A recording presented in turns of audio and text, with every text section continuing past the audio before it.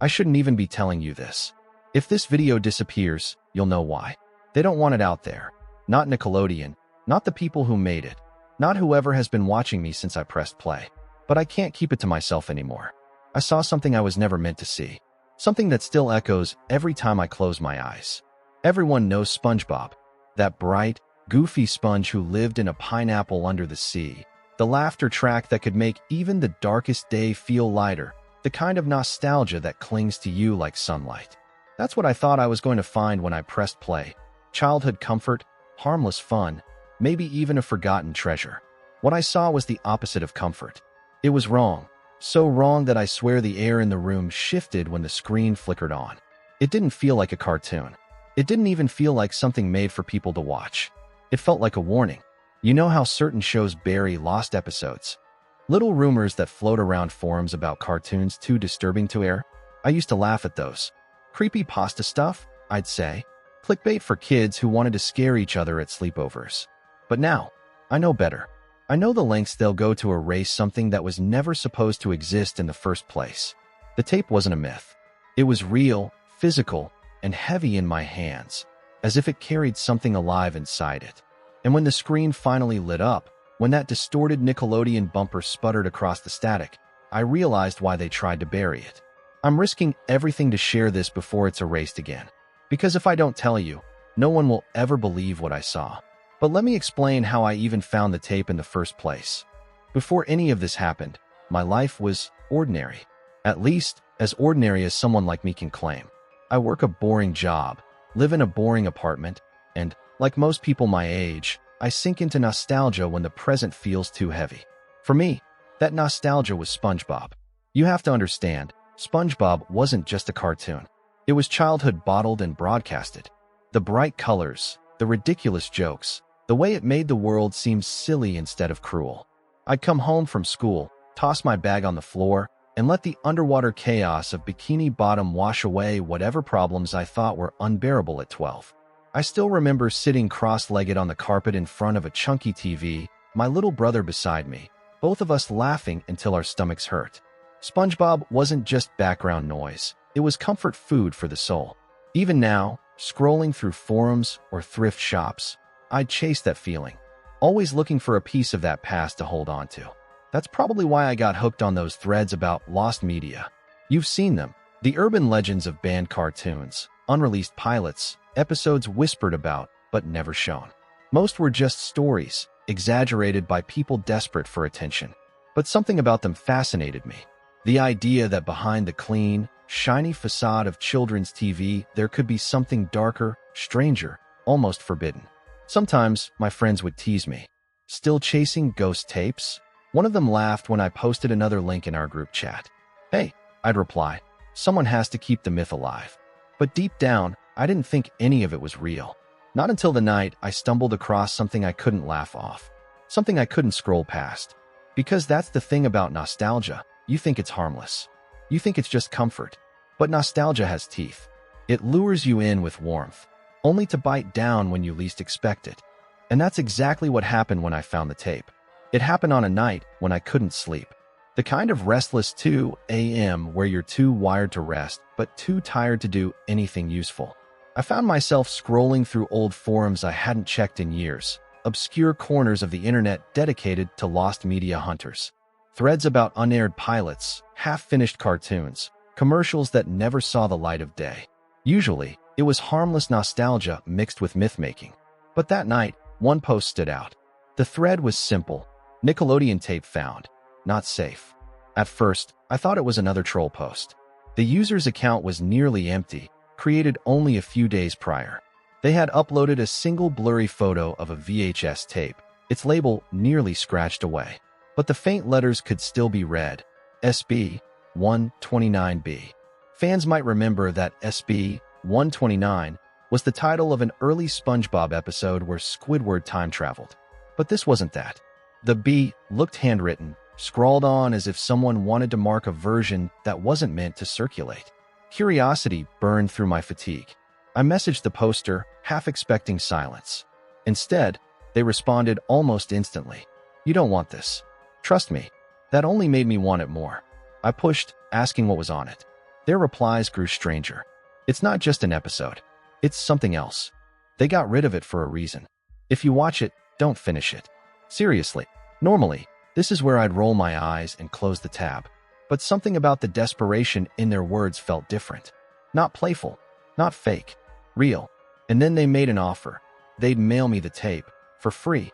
So long as I promised not to mention their username ever again. 2 weeks later, a padded envelope arrived at my apartment. Inside was the VHS tape, heavier than I expected. The case reeked faintly of mildew, and the label, SB 129B, was clearer now under the light. My stomach churned as I held it. The rational part of me whispered that it was probably just a bootleg, maybe a corrupted recording. But another part, the part that kept me awake that night, knew this wasn't ordinary. The tape felt wrong, like an object that had absorbed every dark rumor whispered about it. I didn't even own a VHS player anymore. I had to dig one out of a thrift shop the next day, one of those bulky machines covered in dust and faint scratches. When I set it up in my living room and slid the tape inside, my hands were trembling. The screen flickered, static hissing in the dark. And then, faintly, the distorted orange Nickelodeon bumper sputtered across the screen, warped and stretched like something being forced to breathe after drowning. That's when I realized this wasn't some hoax. This was real, and I should never have pressed play. The first thing that struck me was the silence. Not the kind of silence you get from a muted TV or a paused video, but an unnatural absence, like the room itself was holding its breath. For a few seconds, the screen showed nothing but static, gray snow filling the dark. And then, faintly, almost reluctantly, the theme song began. You know how iconic that song is. Loud, silly, unforgettable. But here it sounded wrong. Slowed down by just enough to be noticeable. The cheerful whistle dragged like it was underwater. The "Are you ready, kids?" call echoing faintly, as though spoken in an empty auditorium. Even the children's response, normally so bright and loud, was muted, muffled, as if recorded miles away. I wanted to laugh it off as a damaged tape. That's all it had to be, right? VHS wears down, recordings degrade. But then the visuals started, and the laughter froze in my throat. The familiar underwater pineapple appeared, but the colors were muted. The yellows were pale, the blues washed out to gray, and SpongeBob himself looked tired. His eyes sagged slightly, with heavy dark lines underneath, like he hadn't slept in days. He blinked, too slowly, and for a second I swore his pupils didn't track evenly, like they were trying to focus on something off-screen. He didn't speak. He didn't move. He just stood inside the pineapple house, staring at the camera. Minutes passed like that. No background music, no laugh track. Just SpongeBob, watching. I shifted uncomfortably on the couch. Okay, I muttered aloud. Creepy art film, I get it. But I didn't turn it off. Something compelled me to keep watching. The scene finally changed, an abrupt cut to the Krusty Krab. Mr. Krabs was behind the register, but instead of his usual booming laughter, he sat perfectly still. His mouth hung open slightly, and a faint buzzing sound came from the speakers, like microphone feedback. The restaurant was empty. Greasy fryers dripped slowly in the background, each sizzle dragging longer than it should. Then came Squidward. He stood at the counter, clarinet in hand, but he didn't play. His face was gaunt, skin stretched tight, and his eyes were bloodshot red. He opened his mouth as if to speak, but no words came, only static, layered over faint whispers I couldn't quite make out. I leaned forward, straining to catch the words. Just as I thought I could hear something. My name? Maybe? The audio cut. SpongeBob appeared again, now at the grill. He wasn't cooking. He was just staring at a single patty, black and burned, his spatula trembling in his hand. At this point, every instinct told me to turn it off. But curiosity dug in its claws. I needed to know what came next, needed to prove to myself that it was just a corrupted episode and nothing more. That's when the laugh track kicked in. But it wasn't laughter, it was screaming. It played faintly in the background as the characters moved through stiff, unnatural motions. SpongeBob walked in jerky steps, Squidward's clarinet emitted a shriek instead of music, and Mr. Krabs banged his claws rhythmically against the register, like a metronome marking time. The screams kept looping, blending into warped chuckles. I almost reached for the stop button then. Almost. But just as my hand hovered over the remote, SpongeBob turned toward the camera again. His mouth stretched into a wide, unnatural smile, and though no words came, I swear I could hear a thought pressed into my skull. Keep watching. I kept watching. Against every instinct, against the rising nausea in my stomach and the pounding in my temples, I let the tape continue. Something in me whispered that if I turned it off now, I'd never stop wondering. I told myself it was just a glitch, a trick of the eyes, a degraded recording from a studio vault. But deep down, I already knew. This was no ordinary episode. The camera cut suddenly, as if spliced mid-frame. One moment SpongeBob was smiling at me from behind the grill, and the next, the screen shifted to jellyfish fields. Only, it wasn't the bright pink and blue landscape I remembered. The sky was heavy with gray clouds, the grass brittle and brown.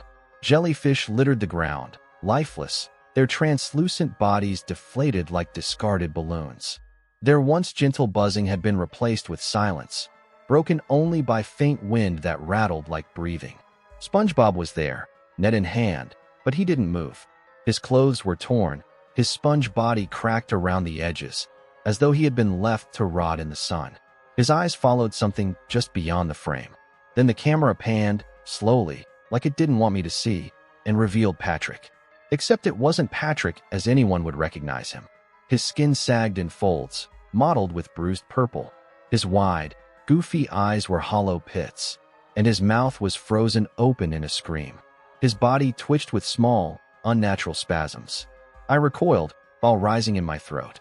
And then I realized he was still alive. The net dropped from SpongeBob's hand. He stepped closer to Patrick, his face expressionless, as if observing an insect. Then he whispered something. The audio was faint, layered with static, but I swear the word was, "Why?" The screen flickered, distorting the image for a few seconds, and when it cleared, Patrick was gone. SpongeBob stood alone in the barren field, staring directly at the camera again. The next cut was even worse. We were inside the Krusty Krab again, but it wasn't the same one from before. The walls sagged with moisture, the floors slick with black grease that oozed and bubbled as though alive. The "Order Here" sign was cracked, and the menu behind the counter had been reduced to meaningless symbols, lines and circles repeating in a maddening pattern. Squidward appeared, hunched over a booth. He was whispering, his voice clearer this time, though broken. "They're still watching. They're still watching." He dragged his clarinet across the floor, the sound shrieking like metal tearing. Mr. Krabs was in the kitchen, but not cooking. His claws were buried in a pile of indistinguishable meat, shoveling handfuls into his mouth. His eyes rolled wildly, pupils darting like he was aware of being watched, but unable to stop himself. The camera angle shifted, and I realized SpongeBob was holding it. The point of view was from his eyes, filming his friends as they degraded. He turned the lens toward a mirror on the wall, and for a split second, I saw the reflection.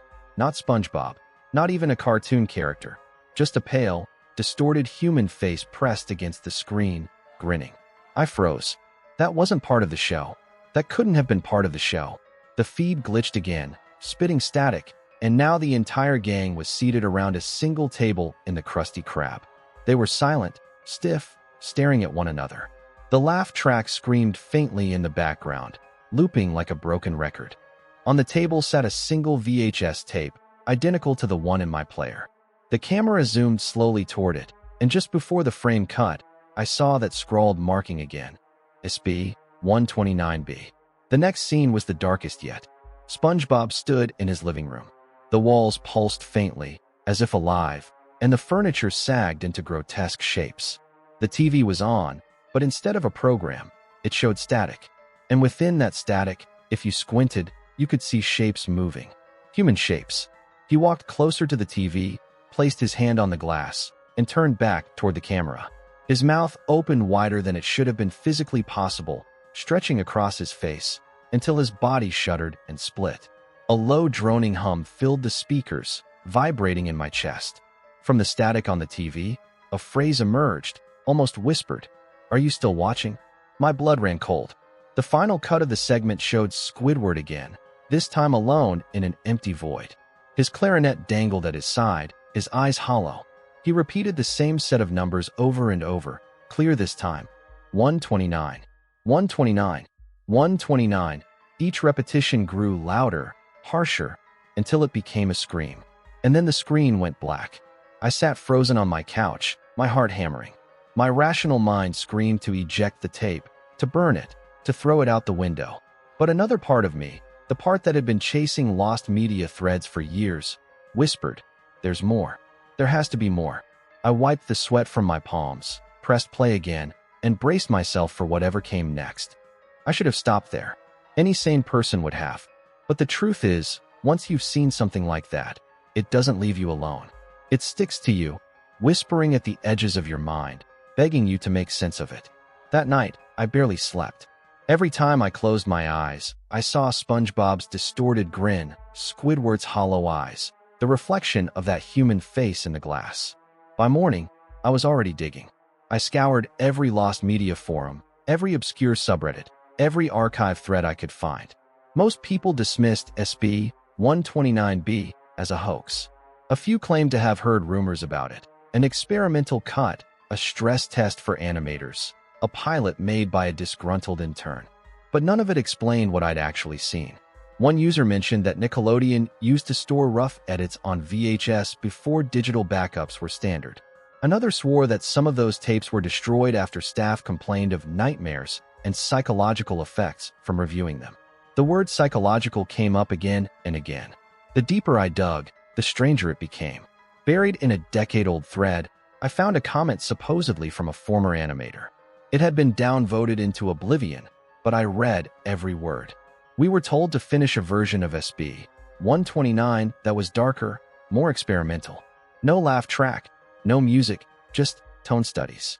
Someone kept splicing in footage that wasn't ours. When we confronted the higher-ups, they told us never to mention it again. 2 weeks later, the tapes were gone. Not destroyed, taken. My pulse quickened as I reread it. Tone studies. Spliced footage. Taken. And then came the email. Late that night, as I pieced together screenshots for my notes, my inbox pinged. The subject line was blank. The sender's address was nonsense, a jumble of letters. The body of the email was just one sentence. You weren't supposed to watch it. I stared at the screen, chills crawling up my spine. I hadn't told anyone, not a single soul, about receiving the tape. Not even my friends. So how did they know? That was the moment it clicked. This wasn't just a rumor. This wasn't just lost media. Someone was watching me back. After that email, everything changed. I kept telling myself it was a prank, some internet troll who'd gotten lucky. But in the pit of my stomach, I knew better. The first sign came the next morning. I woke up to the sound of my TV buzzing faintly, though I was certain I'd turned it off the night before. When I staggered into the living room, the screen was on, black, but alive with faint static. My remote sat untouched on the table. I clicked the power button, and the screen went dead instantly. Too quickly, like it had been waiting for me to notice. That was just the beginning. A few nights later, I was lying in bed when I heard it, the faintest laugh track drifting through the apartment walls. Except it wasn't laughter. It was that same shrieking scream from the tape, muffled, almost too soft to catch, like someone had pressed play in another room. I tore through every corner of the apartment, but nothing was there. My neighbors hadn't heard a thing. Then the messages started. Not just the email. Those kept coming, blank subject lines with single sentences that grew more personal. Stop. We told you not to finish it. Others are watching now. But it wasn't just digital. One morning, I checked my mailbox and found a scrap of paper with shaky handwriting. SB 129B. No envelope. No postage. Just the paper, folded once. By then, paranoia was my constant companion. I unplugged my laptop when I wasn't using it, turned my phone face down, covered my webcam with tape. None of it mattered. Devices still flickered to life in the dark. My email refreshed itself even when my Wi-Fi was off. And once, God, I can still hear it. I picked up my phone to find a voicemail. No caller ID, just 27 seconds of silence, followed by faint breathing. And then, at the very end, SpongeBob's voice. Warped, drawn out, whispering, "Are you still watching?" I dropped the phone. My hands shook so hard I couldn't breathe. It was more than paranoia now. It was intrusion. They weren't just warning me. They were watching me. Sometimes I'd catch glimpses of movement in reflective surfaces, my TV, my laptop screen, even the darkened window at night. Just quick flashes, like a pale face leaning too close, gone before I could focus. I tried to tell myself it was exhaustion, that I was hallucinating after too many sleepless nights. But the emails, the voicemails, the paper, those were real. They proved it wasn't just in my head. And the worst part? The tape wasn't finished. I could feel it. The way it had cut to black, the way the VHS whirred like it had more to show. I'd only seen part of it. And whoever was watching me, they wanted me to finish. It happened on a night when the silence in my apartment was unbearable. Every shadow felt too long. Every creak in the walls too deliberate. I'd unplugged everything, TV, laptop, even the microwave, just to convince myself I was in control. But at exactly 3 a.m., the VHS player I'd shoved into my closet clicked on by itself. The sound was sharp, mechanical, unmistakable. I should have ignored it. Should have thrown the cursed thing out weeks ago. But curiosity isn't just a weakness, it's a compulsion. And whatever this tape was, it knew that. It fed on it. So I pulled the player out, slid the cassette back in, and hit play. The episode didn't start where I'd left off. There was no title card, no theme song. Just SpongeBob's pineapple under the sea, but darker, rotting. The walls sagged with mold, the windows cracked like glass teeth. Inside, SpongeBob sat alone at his kitchen table, staring at something in his hands. At first, I thought it was a Krabby Patty. But no, it was me. Or rather, a crude drawing of me. His cartoon eyes stared at the sketch like he knew. Then, slowly, he turned his head. Not toward Squidward's house, not toward the camera of the episode, but toward me, toward the screen. His face stretched unnaturally wide, the edges of his grin splitting past the lines of animation, bleeding into the static. And then he spoke. Not the cheery, nasal voice you know. This was deeper, broken, almost like multiple voices stacked on top of one another. You kept watching. The camera zoomed closer and closer until all I could see was his eye. Yellow, glassy, with a pinprick of black at the center. Except inside the black, there was something else. Shapes. Figures. Like hundreds of tiny reflections, each one a face staring back at me. I recognized some of them. The man from the thrift shop. The faces from those lost media forums. Even a few usernames I'd seen commenting on threads about banned Nickelodeon tapes. Their expressions were frozen in horror, their mouths stretched wide, screaming silently inside SpongeBob's eye. And then, one more reflection appeared. Me. I stumbled back from the screen, but the episode followed. The frame of the TV warped, the edges melting like wax, pulling the room into its glow. SpongeBob's voice dropped to a whisper, but it filled the air around me, crawling under my skin. Once you're seen, you belong here too. The final shot was of SpongeBob placing the crude drawing of me on the wall of his rotting pineapple. There were dozens of others already pinned there. Faces, sketches, names scrawled in childish handwriting. All the ones who had watched. All the ones who couldn't stop. The tape clicked to black. But the screen didn't stay dark. My reflection lingered for just a second too long, smiling when I wasn't. I didn't sleep that night. I couldn't. The glow of the TV still burned behind my eyelids every time I blinked, like the static had etched itself into my retinas. By morning, the apartment felt wrong. The air was thicker, stale, as if the tape had exhaled something into the room that hadn't left. I tried to tell myself it was just a cartoon. Just ink, frames, and sound. But then my phone buzzed. A notification. Not from a friend, not from any app one recognized. Just a blank white message that read, "Stop." My hands shook. I dropped the phone. When I picked it up again, the message was gone. I wanted to destroy the tape. Smash it, burn it, drown it in the deepest part of the ocean if I had to. But when I opened the closet where I kept it, the VHS wasn't there. Just an empty space, and dust disturbed like something had moved on its own. That's when I realized it wasn't just about the tape anymore. It was about me. About anyone who had seen it. The forums I used to laugh at, the rumors I dismissed, they weren't exaggerations. They were warnings. Buried cries from people who had already been pulled in. And now, I was one of them. Maybe you think I'm paranoid. Maybe you'll roll your eyes and click away. That's fine. But remember this. Every time someone watches, it grows. That wall inside SpongeBob's house. It wasn't just decoration. It was a record. A collection. And I think I know what happens when the wall gets full. That's why I'm telling you this now. Not for sympathy, not for clicks. For survival. If this video vanishes, if my account goes dark, you'll understand why. But here's the twist you need to consider before you close out. You've seen it too. You didn't watch the tape, but you watch me talk about it. And if that reflection was right, if once you're seen, you belong, then maybe it's not just me anymore. Maybe it's us. So here we are, the part where I'm supposed to give you closure. Wrap it up with a neat little bow and reassure you that everything's fine. But I can't, because it's not. Since I started recording this, the glitches haven't stopped. My computer freezes for seconds at a time, like something's intercepting my keystrokes.